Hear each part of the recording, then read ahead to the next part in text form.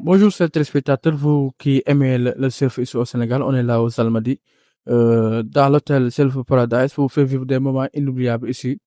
Donc, le championnat, c'est déjà débuté. Donc, aujourd'hui, c'est la demi-finale. Après, le final pour les juniors. Donc, on va parler tout de suite pour vous faire montrer des explications, prendre des interviews, tout ça, pour vous faire vivre ce moment. Donc, allons-y. On n'a pas de temps à perdre. Allez.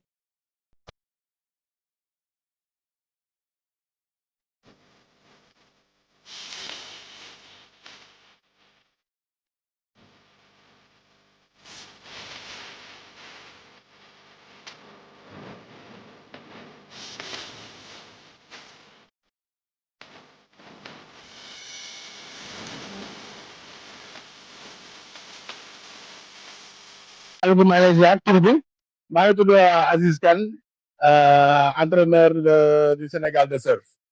maa ngi lay bëggee bu baax a baax di la laaj journée bi ngeen xamante ni moom ngeen dund fii ci surf na ngeen ko gisee ak mbégte bi nga xamante ni moom la xale yi am fii nii na ngeen ko dundee saa yi.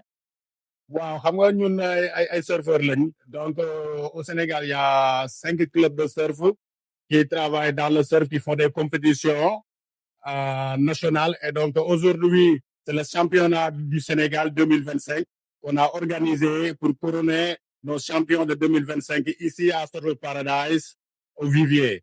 Donc aujourd'hui, on a des vagues et les jeunes sont vraiment contents. Et donc ils sont contents pour être couronnés, pour être le champion du Sénégal de surf 2025. Est-ce que les préparations sont difficiles wala c'est yomb na wala préparation yi pour xale yi mën a nekk à l'aise ci surf bi? Waaw préparation yi moom yombul quoi comme c'est un championnat donc tu dois travailler dans les clubs et puis former les meilleurs surfeurs donc c'est les meilleurs qui sont là pour décrocher leur médaille de champion de 2025. waaw léegi nag surf bi ban ambition la am fait quelque temps parce que boo xoolee manqué nañu un peu de public léegi public boobu la ngeen def ba attirer leen surf bi parce que gis nañ mi ngi commencé développer sur le plan national léegi la ngeen mën a xaar en tant que programme ba nga xamante ne ñëpp nañ ci mën a jot. Waaw le surf nag moom xam nga c'est un peu inconnu au niveau national mais soo xoolee sax ci niveau international lañ gën a xamee Sénégal dans le milieu du surf parce que on a une équipe nationale quand même qui buy participer ci championnat yu international yu bëri comme ay coupe du monde de surf yooyu yëpp donc dañ ciy participer mais gis naa ne Sénégalais yi vraiment xamuñu ko mais gis naa ne léegi ñu ngi koy commencer di xam via les réseaux sociaux et tout ça donc comme des journalistes comme vous aussi ça va aider la Fédération sénégalaise de surf d'être plus connue au Sénégal. En plus jeu mi ngi ñëw jeu jeunesse bi mi ngi ñëw en 2026 la ngeen waajalee xale yi pour ñu mën a pare jour jeu yi mën a def ay compétitions yoo xamante ne sera excellent.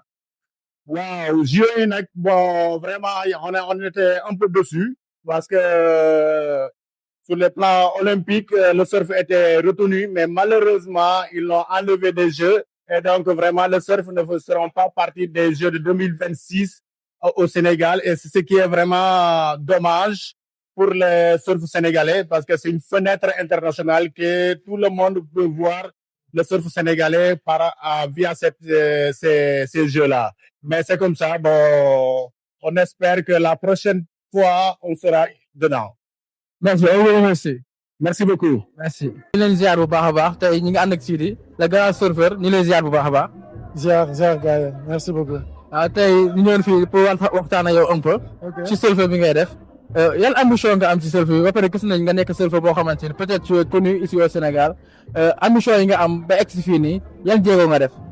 Bon, ambition, c'est d'aller le plus loin possible, hein, parce que on commencé du surf passion le monde, après nous commencé de compétir, et puis de à l'international, donc c'est intéressant quoi, et puis bon, pour pousser le surf et le pays plus loin quoi, donc d'être des représentants c'est intéressant et ça fait plaisir.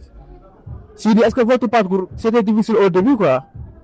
Bon, c'était pas facile. Je ne veux pas dire que c'était facile en tout cas, parce que tout parcours, bon, il y a des hauts, il y a des bas, mais l'essentiel c'est de garder la tête droite et de croire en soi et de toujours croire qu'on peut réussir.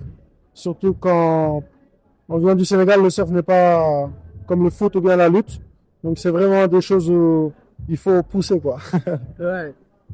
En ce moment, il y a beaucoup de jeunes. Il y a beaucoup de jeunes qui veulent faire le surf. Donc, quel message vous allez vous donner, ces jeunes-là? Bon, je leur dirais de s'amuser, hein. Franchement, de s'amuser, de prendre plaisir. Et s'ils veulent vraiment aller loin, de travailler dur. Il faut se travailler. Bien faire. Merci Sidi. De rien.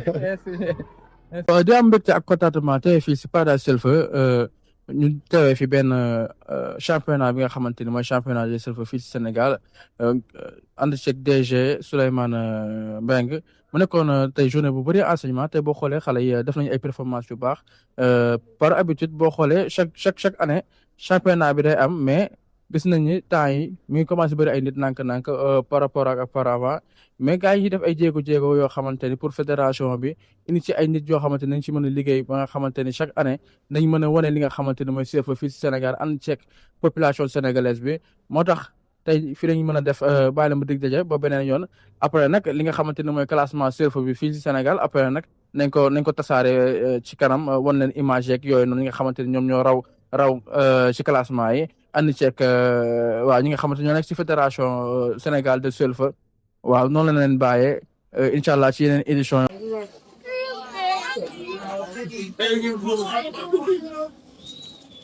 Bon les gars, félicitations. C'était très serré. Les points étaient à 0,54, il n'y a pas un. C'était très serré. Donc très bon niveau.